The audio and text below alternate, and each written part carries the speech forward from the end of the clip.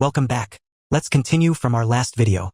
In the previous video you saw Sidrain Gauss, the former master of the Nixian Magic Tower, reminiscing about the exceptionally gifted sisters Arabella and Claire. Additionally, Dane possessed remarkable talent in spearsmanship, stealth, summoning, and magic. This led Sidrain to reflect that if the Empire were still at war, the House of Sogres would undoubtedly be the most powerful family in all of Althean Empire. After thinking for a moment, the old man chuckled and said he had said too much, but it was really true. Dane nodded in response, and his straightforward answer made the old man fall silent. The old man thought to himself that this kid had some guts before pausing for a few seconds and then continuing to introduce himself as Sidrain Gauss, who not long ago had been the master of the Nixian Magic Tower, offering his help if Dane needed anything, saying he had everything in this world except for the things he didn't have. Dane considered the man's words for a moment before inquiring if what he had just heard was true. His calm demeanor caused Sidrain to pause, a flicker of confusion crossing his mind. He wondered what was going on, thinking to himself that he had just declared himself the master of a magic tower, and anyone else would surely be surprised or show some respect. Yet this young man remained indifferent. Wanting to impress upon Dane the importance of his statement, Sidrain gestured grandly as he explained that such an opportunity would never arise again in his lifetime, urging Dane not to be modest and to simply ask for whatever he desired. Upon hearing this, Dane furrowed his brow, seemingly contemplating what reward he might request. This expression brought a victorious smile to Sidrain's face, but it vanished as quickly as it appeared when Dane replied that he would take some time to consider what he wanted and would inform him later. This response caused even someone as experienced as Sidrain to feel a prick of irritation. He couldn't believe that Dane didn't seem to care at all, questioning what kind of child stood before him.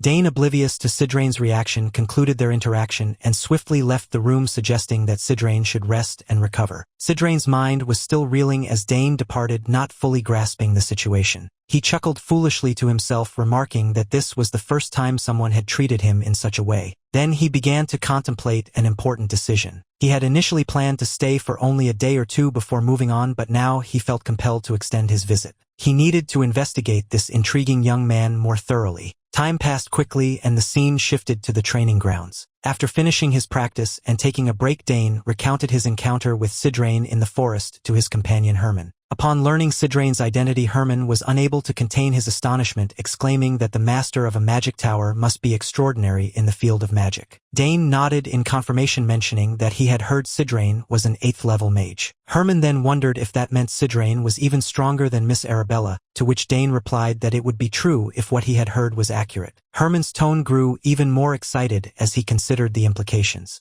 He asked if this meant someone with such immense power now owed Dane a favor, marveling at the significance of magic towers, which he likened to independent territories or even nations on the continent. Meanwhile, Dane couldn't quite believe his luck, thinking about how he had stumbled upon such an important figure. He looked at Herman, who, after congratulating Dane, began to ponder why the master of a magic tower would be wandering around in a forest. As they watched Dane practice his swordplay, he voiced his own thoughts, explaining that it wasn't just any ordinary forest. Mages treated it as a forbidden area, calling it the Apocalypse Forest. Herman clicked his tongue, understanding that even mages would face challenges in such a place. He acknowledged how fortunate Sidrain had been to survive and credited Dane for his rescue. Dane didn't respond directly, but instead glanced at the sword in his hand. After a moment, he turned to Herman and requested a new sword, complaining that the ones he was currently using were too short and light. Herman was taken aback by Dane's complaint before turning to inspect the swords on the rack behind them. He realized that these swords were all damaged from past wars and had been brought back by the Count. Understanding the issue, he promised to prepare a longsword for Dane to train with the following day. Since a new sword wasn't immediately available, Dane accepted the situation, thanking Herman and stating that he would continue training with his current sword for the day. Then he remembered a gift the Count had given him years ago. He mused that it had been 7 years since Count Thermion had given him the seal, and if he had the opportunity to visit the capital, he would definitely go and see him. After finishing his training for the day, Dane headed back to his room. On his way, he encountered his father Arkin, who remarked that it looked like Dane had trained hard that day. Surprised to see his father back so soon, Dane replied that he had. He had thought his father had business to attend to outside. Arkin explained with a smile that the work had finished faster than expected and he had a reason to rush home. Dane immediately guessed the reason, asking if it was because of the master of the magic tower. Arkin nodded, confirming Dane's suspicion. He mused that perhaps the master could help Arabella, suggesting that he could be a good mentor for her. Dane listened to his father's words, but as Arkin spoke about helping Arabella, a sense of worry began to creep into Dane's thoughts. He thought about how his father believed the master could help Arabella, but he wasn't so sure if the master could handle her temperament, recalling an incident when Arabella had punched a senior without hesitation. He anxiously pondered this, unaware that his father had noticed his change in demeanor. Count Arkin patted his son on the shoulder, praising him for saving another life, saying that he had done well. Dane humbly replied that he had only done what he had to do. Arkin encouraged him, stating that not everyone could do something like that and that what Dane had done was truly wonderful. As they walked together, Dane suddenly remembered something and turned to ask if his sisters hadn't come this time. Count Arkin sighed, regretfully explaining that it was always difficult to see his daughters. Arabella had just finished her long semester and was in the process of choosing a magic tower to join. He also mentioned that Claire had received an invitation to a meeting as a teaching assistant from her professor. Dane was happy for his sisters, knowing that both of them had achieved impressive things. Arkin smiled proudly at his son, remarking that both of his daughters were truly impressive, but he was really looking forward to seeing what Dane would do. He wondered how the world would treat such a multi-talented child. Dane simply shrugged, admitting that he didn't know either. Arkin laughed heartily, saying that just thinking about how Dane had surprised him made him chuckle. As they continued their conversation, Dane couldn't help but feel a sense of anticipation when his father mentioned Duke Thermion, hoping that one day he would have the chance to duel with him again. Then his thoughts shifted to Lila, wondering how she was doing, as the last letter he had received from her was a year ago. He figured he would find out when he reached the capital. Days passed quickly, and a few days later, inside the room, the old man Sidrain was once again shouting loudly, complaining that he wasn't fully recovered yet and was about to lose his mind from being stuck in the room for so long. Hearing the old man's incessant complaints, a person dressed as a doctor, looking exhausted, had no choice but to concede. He told Sidrain not to exert himself too much and that for the time being he was not allowed to use magic. Sidrain exclaimed in disbelief, as for a wizard like him, being prohibited from using magic felt like being deprived of his very essence. The doctor, fearing that the old man might not grasp the gravity of the situation, had to reiterate that Sidrain's magical flow had not yet been fully purified, and they hadn't neutralized all the toxins in his body, so he would need to wait a bit longer. Hearing this, although Sidrain desperately longed to use magic, he wasn't stubborn enough to disregard the doctor's orders, so he reluctantly agreed. He grumbled that it had been a while since he had been unable to use magic, and perhaps he could consider it a change of pace, but he wouldn't be able to stand being confined much longer. With that, he excitedly stood up, eager to explore his surroundings like a child. The doctor, witnessing this, could only sigh at his behavior, thinking to himself that Sidrain didn't even know his way around. Ignoring the doctor's thoughts, Sidrain slammed the door shut, causing the doctor to feel a sudden wave of anxiety. He muttered to himself that if Sidrain caused any trouble, he would likely be the one to face the consequences. The scene then shifted to a corner of the domain where a group of maidservants had gathered and began discussing the old man. One of the maids whispered that there were only two types of wizards: geniuses and madmen. She then recounted how Sidrain had been up and down every floor of the house at least a dozen times and was now staring at the flowers in the backyard for hours. Another maid remarked that he was supposed to be the strongest wizard. The first maid retorted that it didn't matter if he was strong.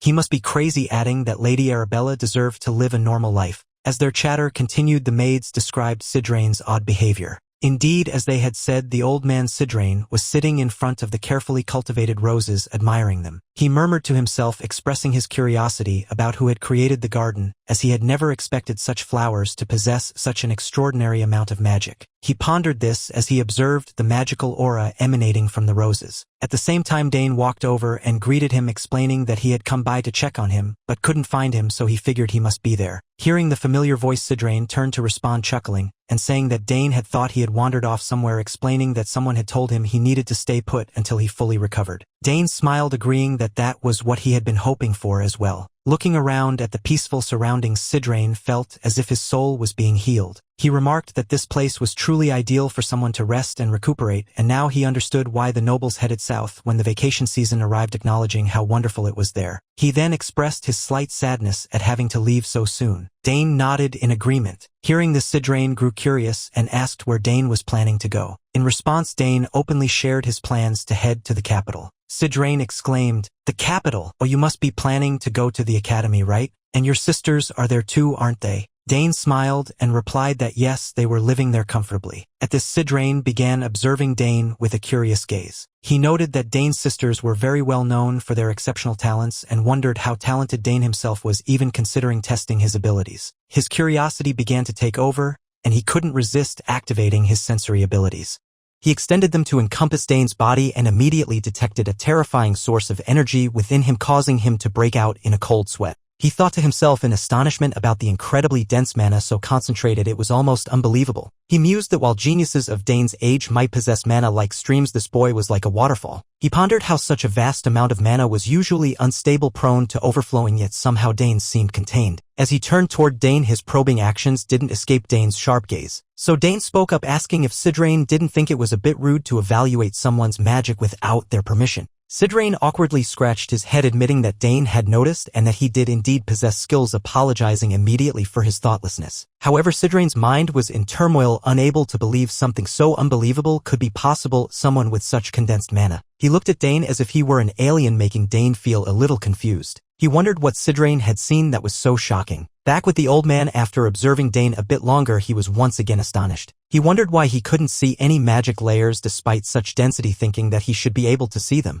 A terrifying thought began to form in his mind. Could it be that this kid had 2 mana cores? To test his theory, Herman immediately turned to Dane and asked how he had created his mana core. Seeing the man's crazed expression, Dane was also a bit puzzled and asked in return if there was a problem. Of course there is, Herman shouted, exclaiming that Dane possessed such an insane amount of mana and yet still wanted to wield a spear. He further pointed out that Dane possessed magic that only required a core without needing magic layers, questioning if Dane was trying to throw away his greatest talent. Herman's voice was filled with disbelief, as if he couldn't comprehend ignoring such a terrifying magical talent and not learning more about it. Hearing this, Dane shrugged and replied, wondering if he couldn't just use both. Back to Herman. Upon hearing Dane's response, he gritted his teeth with a loud creak, his face twisting in frustration as he began to pull at his hair. He muttered to himself about the insanity of the situation and what he should explain first, taking a deep breath to calm himself. Herman slowly began to explain to the young man why the lifespan of a magic swordsman was so short. He stated that they were strong because they possessed both a mana core and magic layers, but these interfered with each other, causing problems when they collided. He explained that it was the law of nature. The mana condensed in the core was transmitted to the magic layers, but the magic layers couldn't withstand the impact and would eventually explode. Herman spoke seriously, and his explanation made Dane, though he had never experienced it himself, break out in a cold sweat. He thought to himself that he had done a lot of research, but this truly seemed impossible. Turning back to Sidrain, the old man was so furious that he didn't even look at Dane anymore, muttering in frustration about such wasted talent. Meanwhile, as if he hadn't noticed Herman's angry demeanor, Dane asked if it was impossible to use magic without magic layers. In response to the question, the old man pondered for a moment before speaking. He clarified that it wasn't entirely impossible, but without the adjustment of the magic layers, it was difficult to use spells that required pure magic. Besides, he added, it wasn't as if no one had ever considered this before, but most of the people he knew who had tried had met with failure. Hearing that he still had a chance, Dane slapped his chest and declared that he would try, admitting he had never attempted it before, but it seemed feasible. The old man thought to himself, wondering what on earth this crazy kid was talking about. If I rearrange the magic, Dane muttered as he raised his hand to gesture in the air. With every movement, a trail of blue energy filled with strange ancient symbols lingered behind him. Then he clenched his fist and suddenly a fierce flame ignited in his hand. Miraculously, it seemed not to affect him at all. Seeing the fire appear, Dane's face unconsciously broke into a slight smile, remarking that it had worked, though it was only a basic first-level spell. On the other side, Sidrain's eyes were almost popping out of their sockets in disbelief. He wondered how that was possible, how this kid could use magic without any magic layers. Unable to contain himself, the old man shouted that it was unbelievable, stating that one should only be able to use magic through the adjustment of magic layers. Yet Dane, the more he spoke, the more confused he became. Turning back to Dane, the latter waved his hand and created some kind of magical shield, then shared his theory that his sister Arabella had mentioned that his affinity for magic was very high, suggesting that might be the reason. Hearing this, Sidrain was still struggling to believe it, thinking to himself if this was what ordinary people said when they described talents that couldn't be mimicked, what they called innate talent. For the first time, he experienced the feeling of being a commoner looking at true geniuses. Unaware of the old man's thoughts, Dane was also a bit surprised that he had succeeded on his first try, exclaiming that it really worked and he could use magic without magic layers now. Meanwhile, Sidrain's face opposite Dane was blank with disbelief, to the point where he nearly lost his balance. He thought about the innate mana affinity, not to mention the pure mana that was denser than anyone else's in the world, wondering if such a person could truly exist. With this thought, a strong feeling of urgency surged within Sidrain's heart. He proposed to Dane, asking if he would like to be his disciple. However, it seemed that Dane was still not very interested in using magic. Nevertheless, the old man didn't give up and continued to pester him, insisting that they should have a talk and that it would be such a waste to overlook a talent like Dane's. He then asked if Dane knew how to use level 2 magic. Dane awkwardly replied that he didn't know that code, so he couldn't. His response made Sidrain laugh joyfully, exclaiming that it was excellent and that if Dane became his disciple, he would teach him level 8 magic right away. Before Sidrain could finish his sentence, Dane coldly declined, stating that he didn't accept. Seeing himself the master of the magic tower and an 8th level mage repeatedly rejected by this little brat, Sidrain's anger reached its peak. His eyes turned white and he gritted his teeth like a rabid dog about to be put down.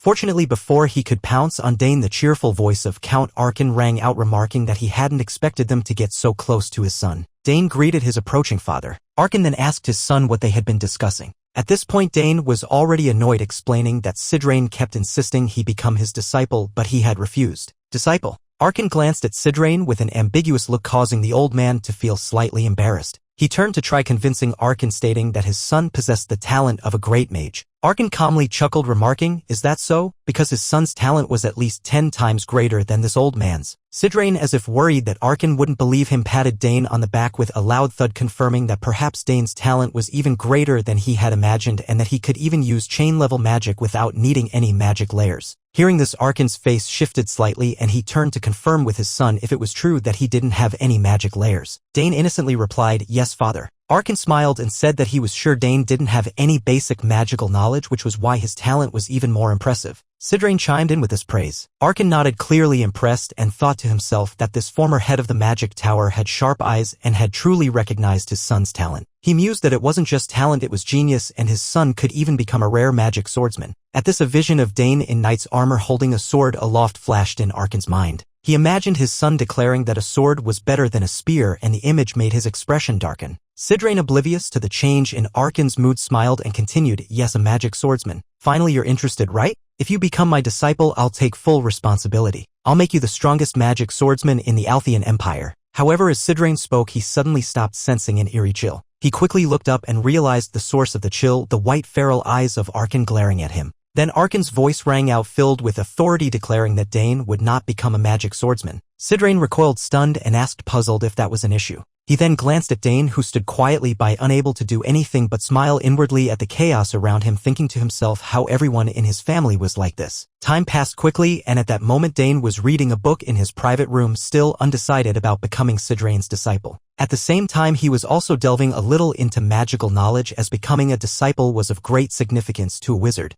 Wizards typically nurtured their successors through an act called inheritance, a tradition that had existed since ancient times and continued even in modern times, especially now that universal magic education had been established. Indeed, the master of the magic tower was not just looking for an ordinary disciple, but someone who could inherit his position. Considering that an 8th level grand wizard was constantly around him, it meant that Dane's talent was something truly astonishing. After hearing so many compliments, Dane could also feel something stirring inside his body. At this point, Dane's eyes suddenly widened as he recalled a memory from when he was younger. He remembered his sister Arabella presenting him with a magical crystal ball and instructing him to pour magic into the ball whenever he wanted to contact her. With this thought, Dane immediately opened his wardrobe, took out the magical crystal ball, and said with joy that he would just ask Sister Arabella and it would be done. Meanwhile, in another area that looked like a library, his sister Arabella suddenly heard her younger brother's voice calling her name. Hearing the familiar voice, the pin in her hand abruptly stopped, and with a smile she said, "Dane, my little brother." That's a wrap. The story continues in my next video. Like and subscribe to stay notified.